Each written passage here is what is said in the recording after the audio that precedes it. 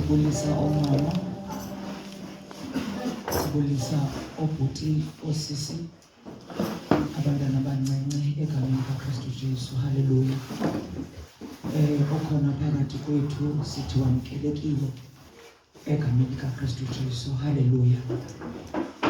Ndizocela uxolo MC. Ndisivile isicelo sakho. Kodwa ndinesicelo again. Sokubana ndicela undinyamezele nebandla lindinyamezele. Esiba utshilo wathi uba umuntu into etshiseka yiyo ucela xole kusasa kusekhona. But enhlizweni yami kunento ethi uyawusabudala. Ngoba bangcwele into yonke mosi iBhayibhile zonke izinto we need to do them sigayidwa ngumoya kaThixo. Xa nisithi sigayidwa ngumoya kaThixo, uthi uThixo ezwini lakhe masingamenzi buhlungu umoya ingcwele ongaphakathi kwethu. Haleluya. Andisoze ndibe mde, but ingaske nje ngadlulisa lento ibihleli enhlizweni yami. Bangcwele ndicela uniphe iBhayibhile mafezi kuba ifoni yami phakathi.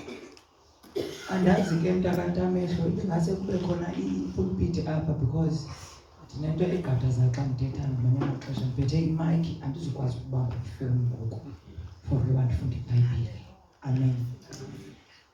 Bangcwele kubalulekile ukuhlangana maqala kwindawo. Kubalulekile ukuhlangana. If usathana ube lado kuthiwa ifellowship, ube insindiso kuwe. Why ndithetha kanje? Ithi iBhayibhile mosi abazalwane bezenzo babehlangana rhoqo.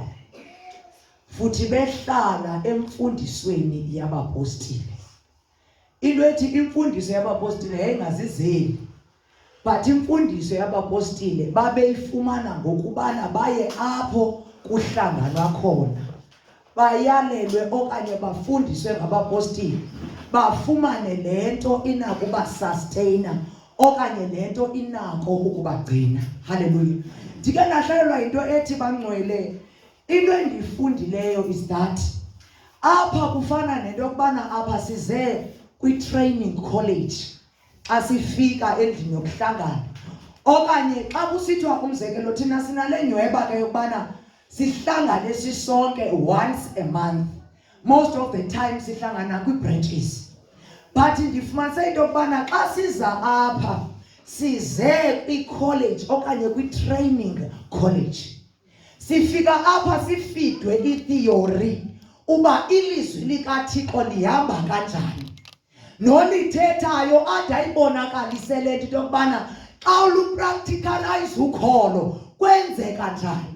Xa ugula uthetha uthi ngemivimbo kaYesu ndaphiliswa. Isathi lento usayithetha ulecture. Haleluya. Usamile umshumayeli usayithini usayicacisa into yokubana ngemivimbo kaYesu ndathini ndaphiliswa. Into ethi ke sihlehle asikayi experience lento ngamanye amazwi asikayazi ncam. Hallelujah. Because asikayi experience. Hallelujah. Ndifunda into ethi yonke lento sibane siyifidwa xa sifika apha sibane siyifidwa ukubonakala kwayo biyasebenza ukubana siphume si-apply futhi siyenze siyibone itheni i-exist ebomini bethu. Hallelujah. Yazi bangcwele ndibulela ubawo ndike nathi ndahlala ndithi Nkosi yami kudala ukholo lushunyayelwa. But ufumaniseke into yokubana noba kudala nje ukholo lushunyayelwa, lento yokholo mamphili ingena bit by bit. Ubone into yokubana okay ndilutrayile kule area futhi ke ngokulathini lwasebenza lwandinceda. Haleluya. Ndiqaleke lento apha kwindima umzekelo xa ndigula. Haleluya. Umzekelo ngokubeke nanento engathi ngamadyungu apha ezindlebeni okomntana lo ingathi umntana kayityabukile ezimpundu xa elusana. Ndanamadyunguza alapha ezindlebeni. Ndathi ba into endiyaziyo mna ndaphiliswa ngemivimbo yakho. Haleluya. bathi emsebenzini hayibo utheni watyama kwindlebe noba mhlawumbi kunomnqwazi ubuthwele then allergic into bazithela zonke izinto bandibalela ukuba mandithathe iipilisi ezithenteni hayi bazibeka ezipilisi bazibeka ndathula ndavala umlomo wam andaphendulana nabo ezi pilisi andizuzitya because kunento endiyazi into yokubana kunento ebithethile kum into ethi mna ngemivimbo kaYesu ndathini ndaphiliswa. Mamelani bangcwele uyakwazi ukuyithetha into yokholo uyithethe uthethe ukholo into yobana ndithe kwenzeka kanje. USathane uvele azise into ezodifenda laa nto ubusele uyithethile wena but eyona nto iveze results kulaa nto ubuyithethile yinto yobana yimele irrespective of uba le nto uyibonayo uba iye iba severe kangakanani na. Into ekusindisa yinto ethi ndiyayibona nje ubuyaqatsela yona kodwa into endiyayiziyo but ndithe ndiphile. Hallelujah. Mamelani bangcwele ndihlutshwa apha ubawo ngoku unento entsha ayenzayo uthetha kakhulu ngoku ngamaphupha. Xa ethetha kum in fact uthetha ngawo amaphupha xa ethetha kum elungisa mna. Hallelujah. Naxa bengoku ethetha abefuna ukulungisa nabanye abantu still unento ethetha ngawo. Ndingayilibelanga nto bangcwele because yazi ndisatsho ndithi ezinto zithethwa apha zisebenza kakhulu xa uphila ivangeli pha ecaleni. Hallelujah. Ndiyabambe tata umnuka ndiyicingela nto yithetha uthi izibabalo masingazivumeli zibe ngaphezulu kwelizwi. Hallelujah. Because ithi iBhayibhile mosizona sisazothini sisazobhangiswa. Ndiyena ndisho ndithi yonke into esivayo sivele uba masihambe sifike futhi si-apply each and every day. Yonke into eyenzekayo cinga into yobana into ebendiyivile kanene ihamba ebhayibhileni into endiyibona yenzeka ngoku. Amen. Mamelani bangcwele ndihlutshwa into yephupha apha. Apha ezintsukwini ngolesithathu kubusuku uba ngolesithathu ndiphupha apha ndiseseleni ndisejele. Kule ndawo apha sibekelwe apha ingathi apha ke ngoku umuntu uyangena mos ngokokona kwakhe. Bakhona ke ababekwe kwesinzulu kube khona aba basafikayo ke basabekwe kule amagumbi oqala. Apha ingathi apha kukhona ubekelwe ingubo qha apha kulala esamenteni akho mqamelo akho ntoni apha kule jele. Then ingathi ndifike apha ndithi xa kufika ixesha loba mandilale ingathi kwezi zindlu zizinto ezingathi ziyithoilethanyana because umuntu uhlele endlini yakhe nomuntu unegumbi lakhe nomuntu unegumbi lakhe apha. But sikwindawo eyi-1 kube khona indawo engathi yi-waiting area elapha la kithi kuvele kubekho amagumbi then kube khona ipassage ke ngoku apho khona ke ufumana ubana noya endlini yakho udlula khona. Amen. Then njengoba ke ngoku kukhona indawo kukhona imigrojanyana ke ngoku apha ubufuna uthetha nomuntu ongapha funeka ukrobe kulo mhobo ukrobe ngapha uthethe nalaa mntu ngapha ya. So xa ndisiva ke ndithi ndibone ke kufika ingqondo ke ngoku ndilapha emboneni into yobana tyhini hayi ndisejele nyhani apha because ejele kuthiwa kuqanyelwa ngemini ngendlela endibona ngayo apha ekwenzeka ngayo. Then xa ndifumanisa ndithi xa ndizolala mna ingathi ndihlabelele indumiso ndihlabelele umhlabelo futhi ndikukhwazele phezulu ndidumise ndithandaze ibe ngathi ndiyagqabhuka. Ngoku ndithandaza ndibe ngathi bakhona abantu apha bangqongile apha kweli gumbi lam ndiyababona into yobana bafuna le nto ilapha kum. Ndiphume nam ndiye kulaa waiting area tyhini baphuma abanye abantu beze nabo. Xa ndifumanisa apha inkitha yabantu abakule jele ngabantu abasindisiweyo.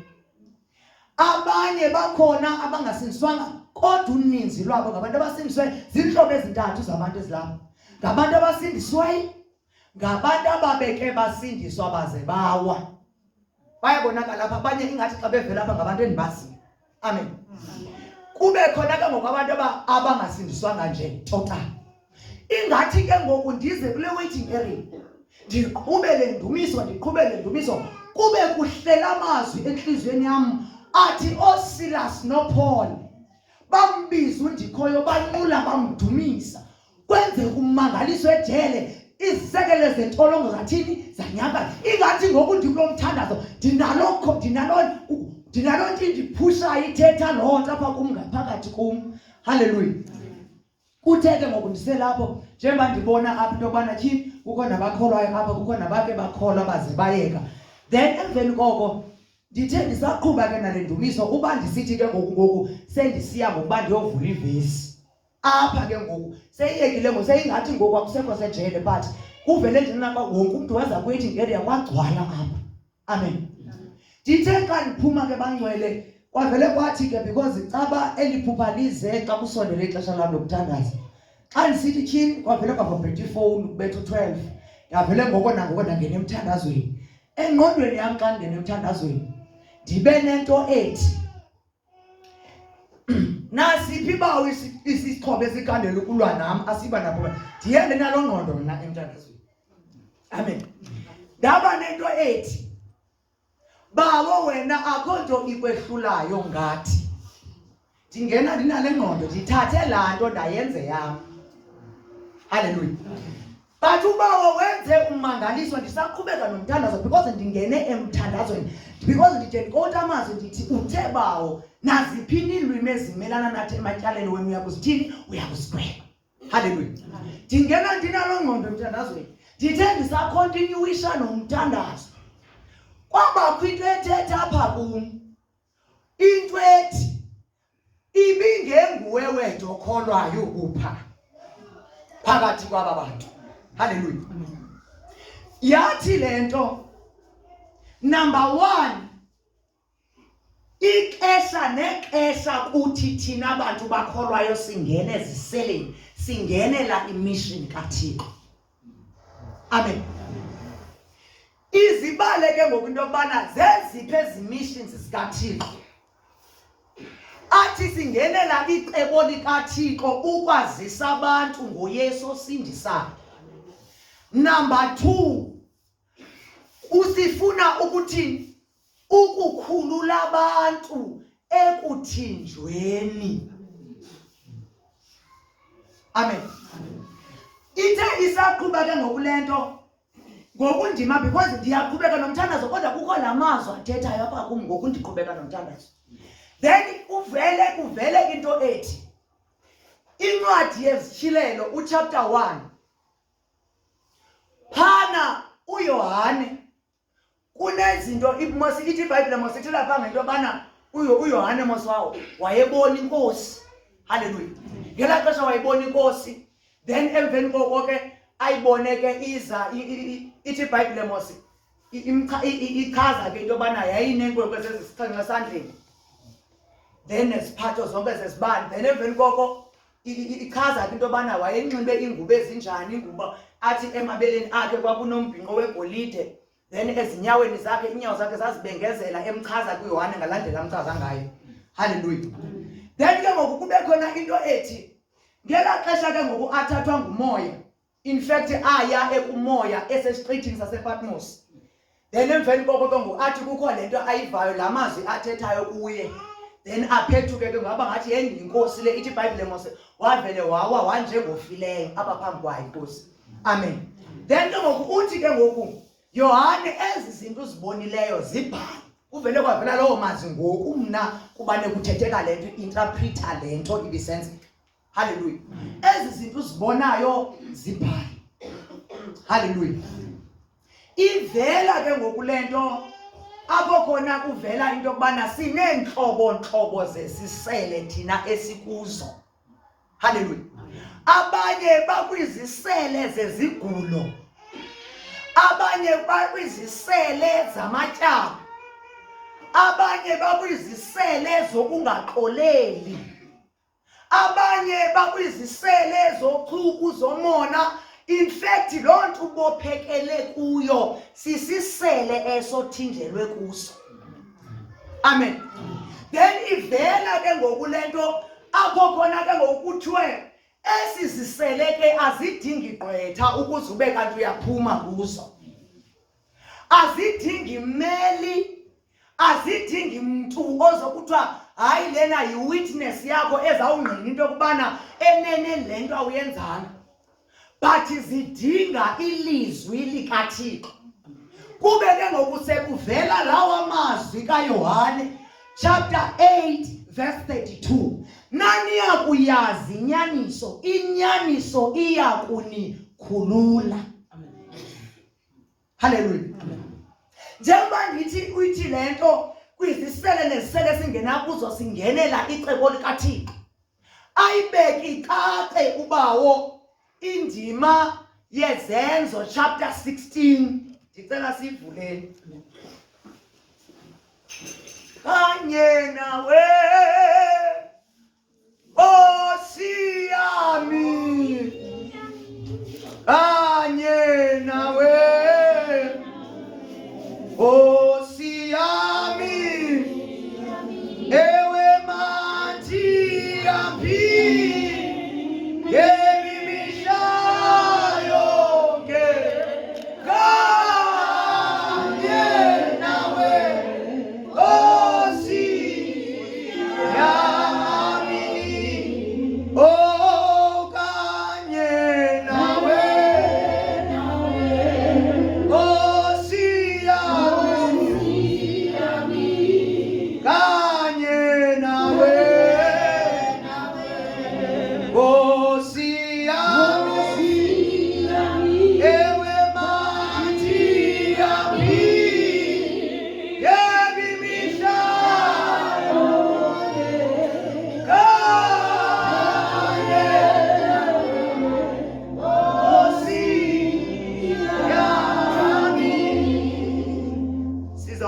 ke bangcwele uverse 19 ivela ke le verse apho kucaciseleka khona into kubana njengamakholwa amaxesha amaninzi sele esingena kuzo singena kuzo thina singonanga but uThixo efuna ukufulfila icebo lakhe. Hallelujah. Apha ku chapter 16 sibona pha uPaul uqala adibane noTimothy. Hallelujah. Then kuyo yonke ke le journey apha ucaciswa icebo likaThixo okanye kuhanjwe kuvakaliswa icebo likaThixo. Hallelujah. Apha along the journey siva umpostoli Paul apho into yobana uye wahamba wadibana nentombi ekuthiwa nguLidia igama layo. Hallelujah. Along the journey bona babe nemission eya eAsia ukuyovakalisa icebo eAsia okanye eAsia ngalendlela libhalwe ngayo apha. Hallelujah. Ndicinga mhlawumbe yiAsia leya. Hallelujah. Njengoba bekulendlela eyakhona umoya ingcwele ithi iBhayibhile along the journey uye wabalela abaya pha. Hallelujah. Bathe besesendleleni then baya ngasemlanjeni uthile. Ithi iBhayibhile bafika kukho nomama abahleliyo pha. Bafike bacacisa icebo likaThixo kubo. Amen. After belicacisile icebo likaThixo kuthiwa uye kwaba khona umama oyi-1 oye waba interested. Waba nomdla. And ke ngokwafumaniseka into yokubana akaphelelanga ekuthini abe interested ekuthetheni kuka Paulos. Uye waba nomdla wobana ndingake ndim-accommodate uPaulos ndide ndimnikeze nento yokudla. Hallelujah. Ndifundile ke nento ethi uyabona xa usenza umsebenzi kaThixo ayikho inidi yento yokubana uzobufosa abantu into yokubana mabakhuphe umnikelo. uThixo ngenxa yendlela ocommitted ngawo senza umsebenzi uyazazi izidingo zakho uba ngoku uzawudinga amanzi, ngoku uzawudinga ingubo, ngoku uzawudinga ukutya. Uyayazi loo nto uThixo. Hallelujah. Laa nto ke ngoku ithi iBhayibhile masifune tanci ubukumkani kaThixo zaye zonke ezinye izinto zizawuthini zizolandela. Akho mntu wayeme phambi koLidia athi kuye provide umpostoli Paul. Kodwa wadleka enhliziyweni yakhe wabona kufanelekile into yokubana lo umkhonzi kaThixo udinga lena ngokwinto. Hallelujah. Kuthe ke besesendleleni ithi iBhayibhile apha. I want to summarize ezi story zonke. Hallelujah. Because I have chapter 12. Bathe besesendleleni njalo wazoditana ke ngoku nentombi enemoya wemilozi. Hallelujah. Then nentombi nomoya wemilozi ithi iBhayibhile njengoba eqhubeka eshumayela uPaul. Then ibona yona ihlalela ukuba ngcono uba yini ngabakhonzi bakaThixo babaphethe izinto zikaThixo ezinkulu. Ithi iBhayibhile wavele nje uPaul yavele yamthukuthezela lento ithethwa ngulo mntu. Then ithi iBhayibhile wajika wavele wawukhalimela lo moya. Hallelujah. Then iBhayibheli sixelele enye into ke ngoku into yokubana iinkosi zaba semsindweni. Hallelujah. Ngoba kubonakala into yobana kaloku le ntombi yayiye ichaza ingxaki zabantu ba wena unento ethile, wena unento ethile. Ufumanise ubana kukhona inzuzo ke ngoku engenayo. Ngoku la madoda ke ngokanomsindo into yokubana ngoku ama-Opol baphelisa le ndlela bona bebeye bathini baene ngayo. Hallelujah. Sifumanisa apha ithi iBhayibhile mose bavele bababetha hayi nje kancinci. Hallelujah. After bebabethile babathatha bayobavalela exhengweni. Hallelujah. Sizovela ke ngoku sesifunda uverse 19 because bengifuna ukuyisamarayza from la chapter nje pha ekuqaleni sokubana ibizofika kanjani ekuvalelweni kwabo esiseleni oSilas noPaul. Cela undifundele. Uzozama nje ukufunda then ndizavele ndizama ukuyishwankathela. Izenzo chapter 16 verse 19. uPawulos noSilas babanjwa baze bakhululwe. Verse 19. Ke kaloku zakubona iinkosi zaso ukuba liphumile ithemba lenzuzo yazo. Yes. Zababamba uPawulos noSilas zabarholela endaweni yembutho kubaphathi. Verse 20. Yes. Ilento ebesele ndiyithethile. Amen. La nto ethi bathi baba semsindweni bakubona ubana tyhini ithemba labo ngoku lisukile because bebeyazi into yokubana kukhona into abayizuzayo ngalo mntu. Amen. Verse 22. Oh, verse 20. Zabazisa kubo abathetheli zathi aba bantu bayawukhathaza kakhulu umzi wethu bengamayuda. Okay, siselapho bangcwele. Xa uphethe into kaThixo sukulindela into yokubana bonke abantu bazokupraise. Amen. Amaxesha amaninzi ndifumanise into yokubana along ijeni yosindiso apho sifika khona sifike ufumanise ubana yonke into eyenziwa thina sithi singabantu abasindisiweyo inento elandelelwa kakhulu. Amen. Ufumanise into yobana omnye mhlawumbi angaba careless endaweni ethile manje kusemsebenzini. Uyabona if ulikholwa usindisiwe sihlehla bangadwaja bonke kodwa mhlawumbi udwaje wena usengxakini izawuthatha serious yakho into. Amen.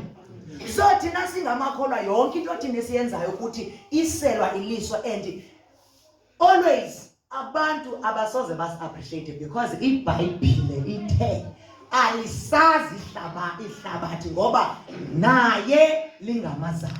Amen. Hallelujah. So ithi ke ngoku nento ngamanye amazwi bebengenokwazi ukwamkelwa oPaul because abathethi le language bayifunayo aba bantu. Amen. Hallelujah. Qhubeka. Verse 21. Basifundisa amasiko ekungavumelekileyo ukuba siwamkele nokuba siwenze singamadoda. Yes. Verse 22. Isihlwele sabahlanganyeli nabathetheli bazithi kwenge iingubo zabo. Yeah. Bathi mababethwe ngeentswazi. Sabahlasela. Verse 23. Bathi bakuba bebabethe imivumo emininzi babaphosa entolongweni. Bamthethela umngcini wamabanjwa ukuba abagcine ngokunqabileyo. Yes. Andiyazi njengoba ndisayithetha into yobana thina singabantu abasindisiweyo izinto zethu zithathwa serious more than others because kuthiwa mababathathe bayobafaka phi kwesona sisele sitheni sinqabileyo. Into ethi ke ngoku phaa xa ndicinga kwizisele ezinqabileyo kufaka kahle kakhulu abantu abone kakhulu kunabanye abantu. Umzekelo xa ubanjwe ube imali ebhankini awufani nomuntu obanjwe etheni ebulele. So aba bakhonzi bakaThixo babonakala bona bengathi banetyala kakhulu kunabanye abantu. Hallelujah. Kuthiwa bathi mabayo babophelele okanye bababeke kwisisele esitheni esinqabileyo. Hallelujah. Sizawuba ke ngokuphanga ezantsi kubeka zihlehla. Verse 24. owathi amkele umyalelo onjalo wabaphosa kwengaphakathi intolongo waqinisa iinyawo zabo emithini. Yes, wenza ngokomyalelo. Wenza ngokwalandlela ebexelelwe ngayo. Wade wagqithisela ke ngokena wababophelela wabaqinisa wababophelela phi emithini. Yes. Verse 25. Ke kaloku malunga phakathi kobusuku oPawulos noSilas babethandaza. Yes, malunga phakathi kwantoni kobusuku oPawulos noSilas babethini babethandaza. Kwenzeke ntoni xa bethandaza? Babethandaza bevuma elokudumisa uThixo. Babephulaphula ke ababanjwa. Kwabakho ke ngequbuliso unyikimo olukhulu lomhlaba ngokokude zizanyazanyiswe iziseko zentolongo zavuleka kwaoko ingcingo. Yes. Ndithe sorry bendingisithanda sam. Ixesha nexesha thina singeniswa eziseleni singenisela icebo likaThixo. Hallelujah. Bona babenento ethi uyabona ke xa sisenza kanje sibavalela. Andikangento sibavalele into bana nale into sebeyiqalisile apha ayizukwazi ukuthini iphinde iqhubeke. Kanti ngela xesha babathatha bayo bavalela etrongweni uThixo uphinde futhi uvusa omnye umsebenzi. Amen. Hallelujah.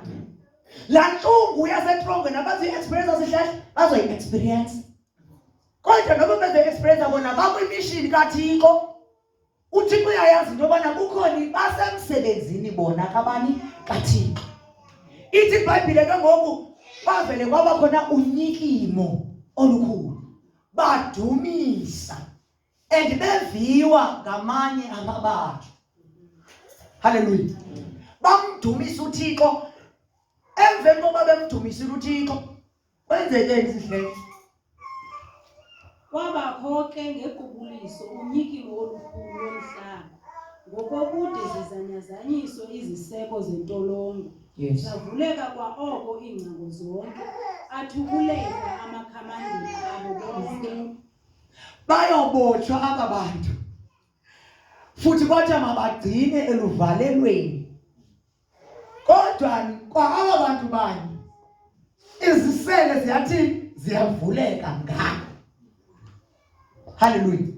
Kunamazwi ke athi xa kuvale yena akho bani ungavula. Naxa uvule yena akho bani ongathini ongavala. Ibiyimission kaThixo into yokubana oPaul bahambe badibane nale ntombi noMewilozi nalapho uThixo befuna ukukhulula ntoni le ntombi. Ikwayimission kaThixo yokuba abathathe abase eluvalelweni. Umsebenzi kaThixo uyathini uyaqhubeka. Hallelujah.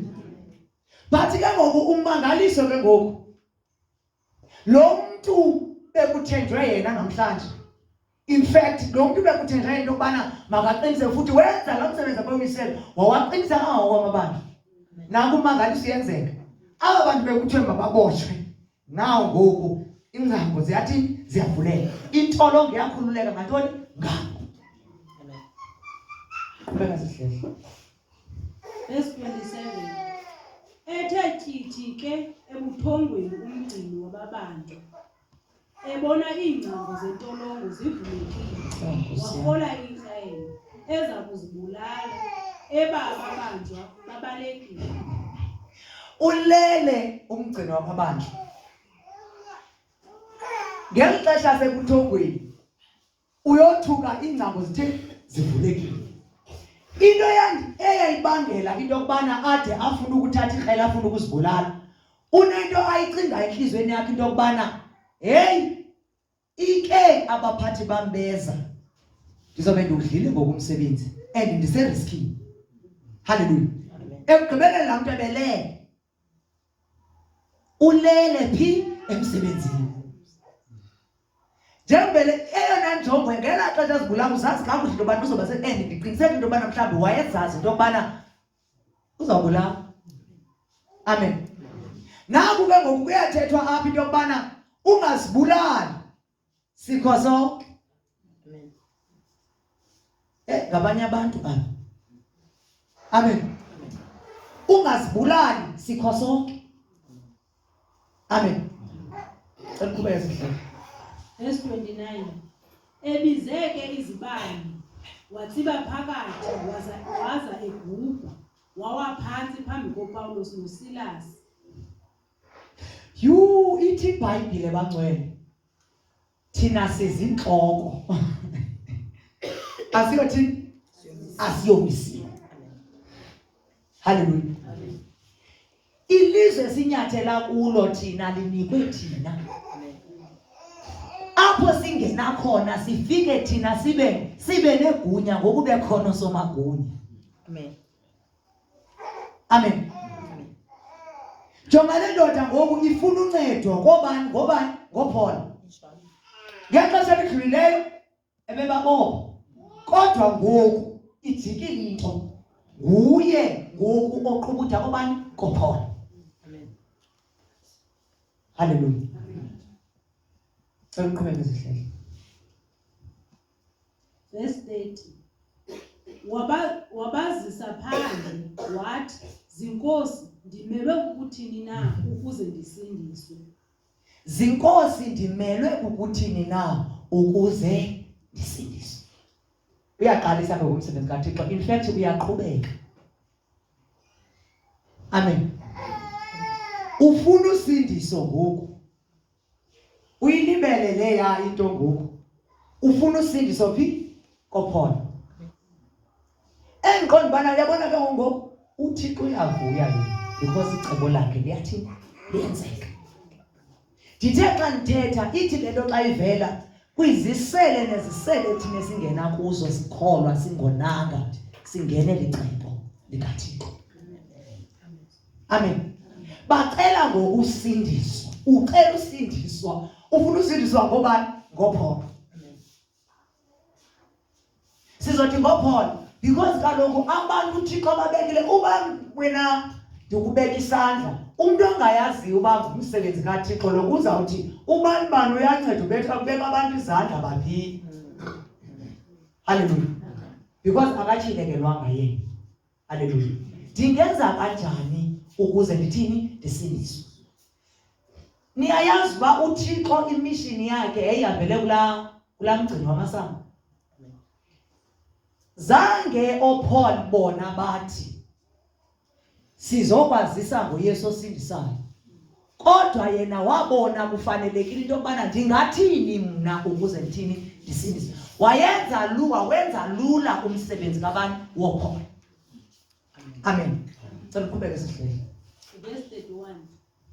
Bathi ke bona, kholwa kuyo iNkosi uYesu Kristu, wosindiswe wena nendlu yakho.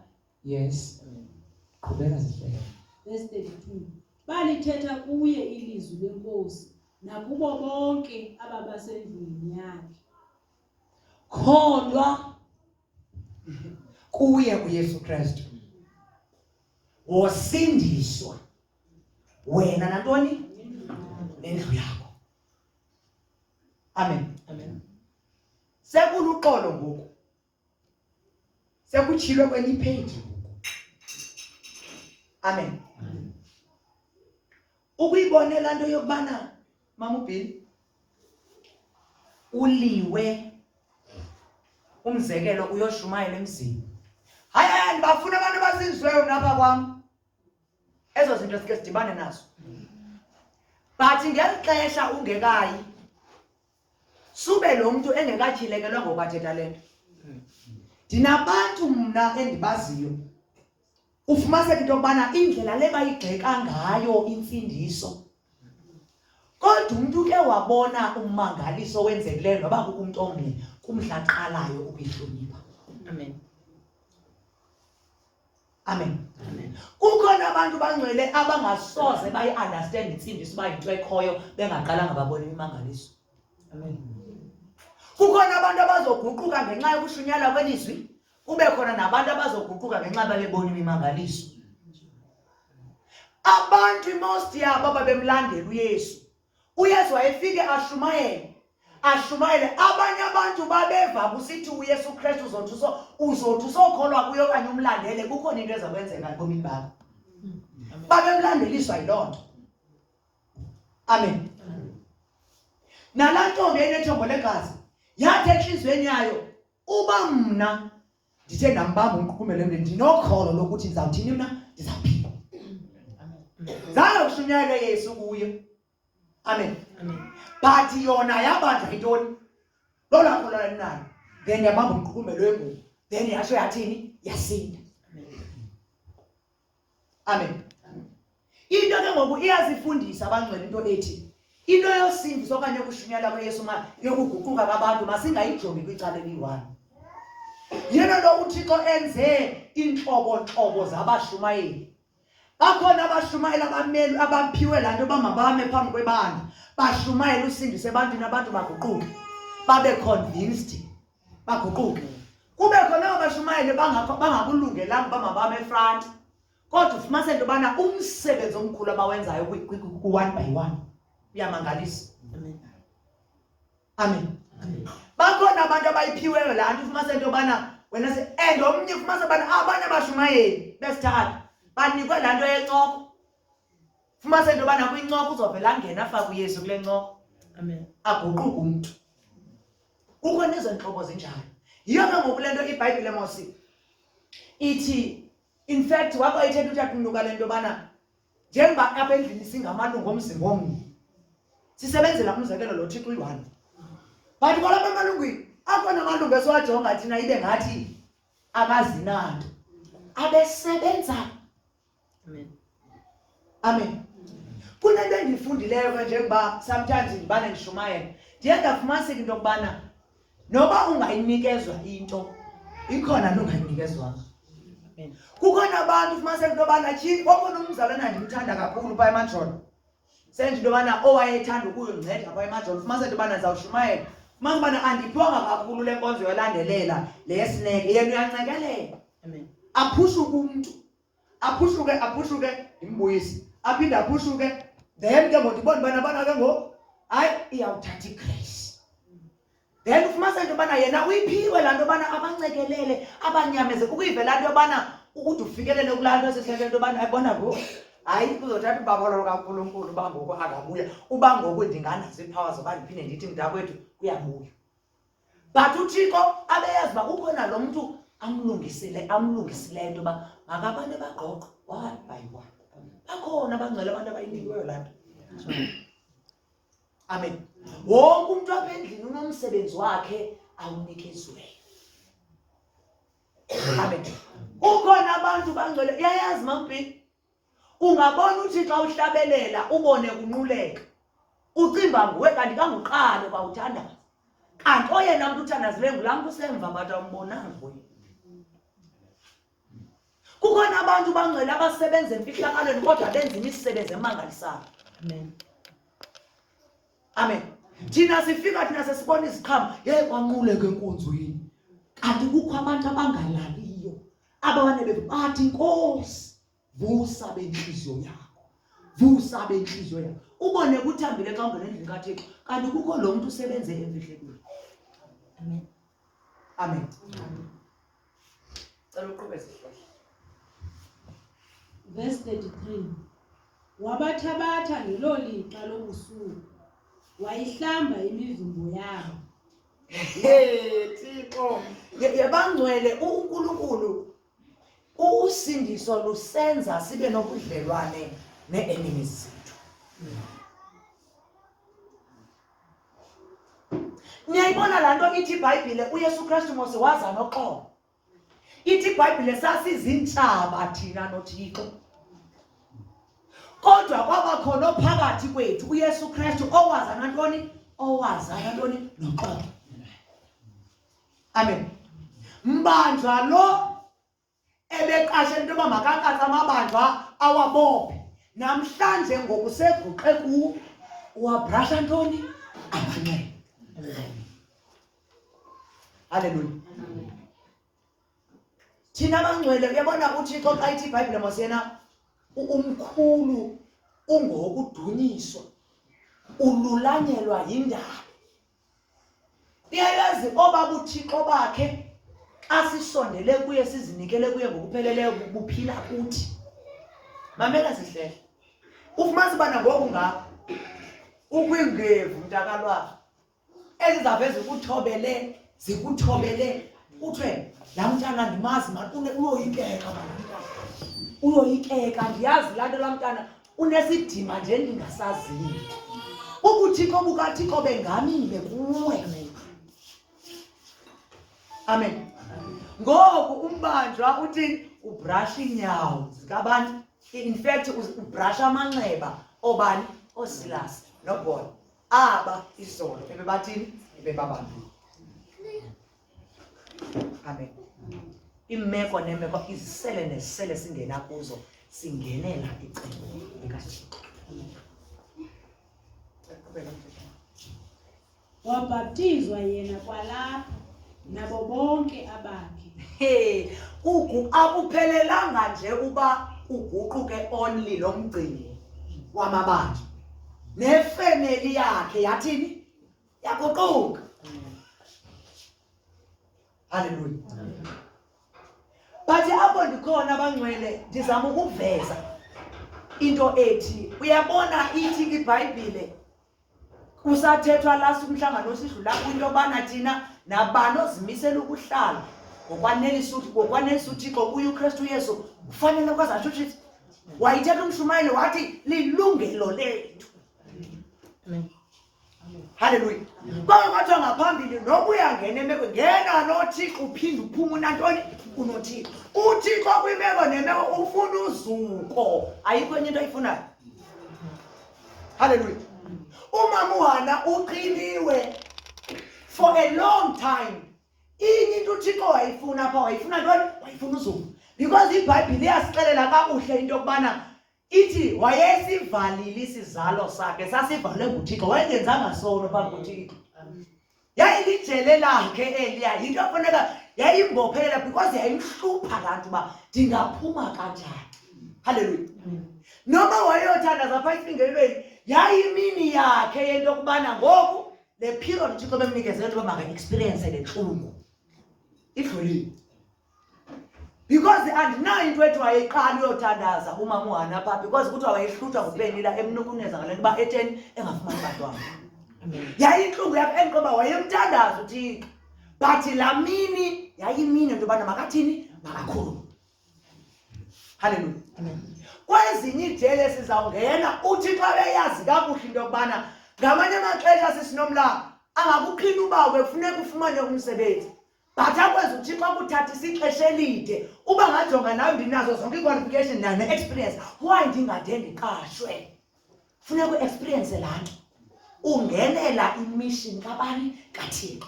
Uzobona uphuma kwakho kukho abantu abathi tyhini uThixo uyamangalisa.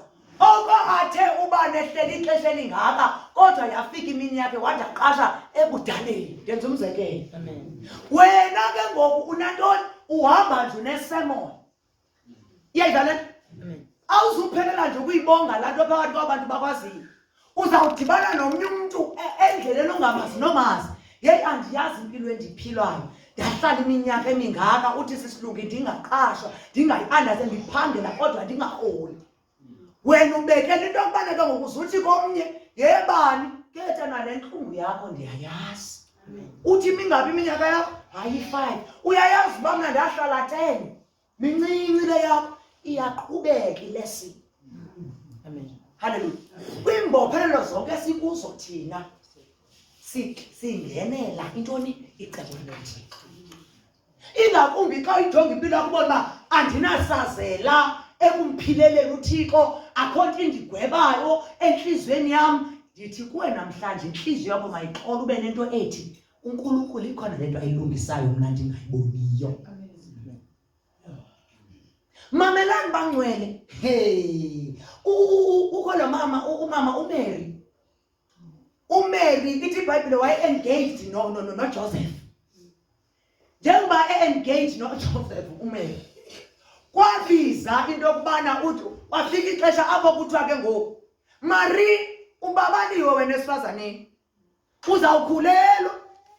Yangummangaliswa le nto. Ithethwa lento kuza ntoni? Isithuba. And uThixo wayibona kakuhle into yokubana kuzokwenzeka into yoba makangayiva kakuhle uJoseph, angayi-understand le nto. Kwaphinde kwathethwa kwakuye wa-inform into yokubana kuzokwenzeka le nto kuMary. Kwakulungisa inhliziyo yakubana makathini? Makamkele esi simo. Mamelani bangcwele ndinixelele. Xa uhleli kakuhle enkosini, ayikho into eza kuwe ibe yi-surprise. UThixo uyakuxela yinto endiyifundileyo. Yinto endiyifundileyo mamuwile into yobana nobimbi nobintle uba uyakubonisa uba into enjeke ngoku izawuhamba kanje le nto. Xa ifika inhliziyo yakho izolile because uyilindile le nto uThixo bekuxelele. Amen. Now sifumanisa ke ngoku kuthiwa ke ngoku wahlala ke ngoku elaa xesha funeka ke ngoku emlindile ekhulele. Nalapho zange athi after mhlawumbi ethe wakhulela yadlula inansi walentuka wadeliver. Kwafuneka into yobana makaphinde amlinde futhi ngiqiniseka into yobana maqala akhulise ntoni? Usana olungezu. Amen. Nalapho ke sifundile ke kumhlangano odlulileyo uba niyakhumbula kuthiwa wayefundisa i-patience uJoseph. Niyazibona izinto zikaThixo ubana zingakuxinezelelo kwemini bethu zibe zisebenze into. Ithini iBhayibhile? Zonke izinto zisebenza okulungileyo kwabamthandayo. Nobintle nobimbi kodwa isebenzela okanye sebenza okulungileyo. Hallelujah. Mamelani bangcwele. Ndizayikota ke ngokule verse andizothi mayivula ezibasavula chapter 12 again. Apho khona sithe apha mosi uSilas noPaul bavaleka ngenxa ntoni? Yecebo likaThixo. Kulena ke ngoku chapter 12 again wezenzo ubani ovalelwe? Peter. Amen. No Peter uvalelwe ntoni? Uvalelelwe icebo likabani? LikaThixo. Uthe sesejele mntakantamehlo again kwenzeka imangaliso sepha. Ithi iBhayibhile yena wayelele phakathi kwamabanjwa ayi-2 yena lapha phakathi.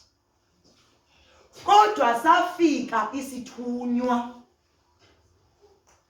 Safike samxhakaza Peter vuka. Ithi iBhayibhile wothuka wavuka uPeter. Sathi makathi makamlande. Amen. Ithi iBhayibhile wathi wamlandela. Amen. Amen. Ibandla lona lelisheke litheni? Lithandaza ngoPeter. Amen. Amen. Amen. So eyona nto ndize kuyo namhlanje into ethi izisele nezisele singena kuzo singenela imission kaThixo. Amen. Ezindisishwa ndithi if uyayazi indlela yakho noThixo bintle noba iyavela into ufika uzolile. Amen. Ifika uzolile, ifika ungenaxhala. Amen. But njengoba ndisitsho ndithi abanye abantu babotshwe zizigulo. And kwezi zigulo ayikho into efanele uyenzile. Funeke ukhumbule uba kubhaliwe kwathiwa uYehova uligqirha lethu. Amen. Yonke into abangcele noba yeyiphi inhlobo yesisele ovaleleke kuso ukhutshwa lilizwi awuphumi ngenyinto. Amen. Siphuma ngokwazi ilizwi likaThixo. Naniya kuyazi inyaniso yonenza nikhululeke. Abanye abantu bakwizisele emabandleni ufumaniseke into yobana sihlehle umntu unomyalezo. But le nto ufumaniseke into yobana njengoThixo omxelele yinto engathethwayo apha. Angakwazi uba makayithini? Akayikhuphe. Amen. Mamela bangcwele nalapho kuloo situation kudingeka amagorha because uThixo bangcwele xa wayethethile kuJeremiah wathi Jeremiah ndikwenze intsika yesinyithi utho ngaloo bhedu bazolwa nawe futhi ngeke bathini bakweyise. Xa uyazi uYehova nawe you take the risk wenza umsebenzi kaThixo. Amen.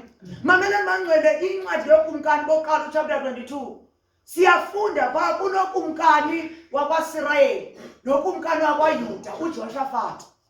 Apho khona sixelelwayo pha into yokubana bakuyilwa into yobana make kuhanjwe kuyiwe kwelinye ilizwe. Hallelujah. Kuyoliwa kwilizwe I think iMeriba. Kodwa kwakuyohluthwa izinto pha ngabakumkani because uyafika uJoshua komane kaYuda kulowa kaIsrael eceba lonto into yobana ndicinga into yobana ke ngoku make sihambe siyothatha because ezazinto ayizo zabo zizinto zethu. Then uthi ke ngoku uJoshua make kokwazisa uThixo lento. Ithi iBhayibhile ke ngoku uthathe ke ngoku abaprofeti. Uthathe abaprofeti abayi400. Uthi bathi xa bethetha abaprofeti baprofeti into enye abaprofeti. Bathi indlela yakho yobanhle.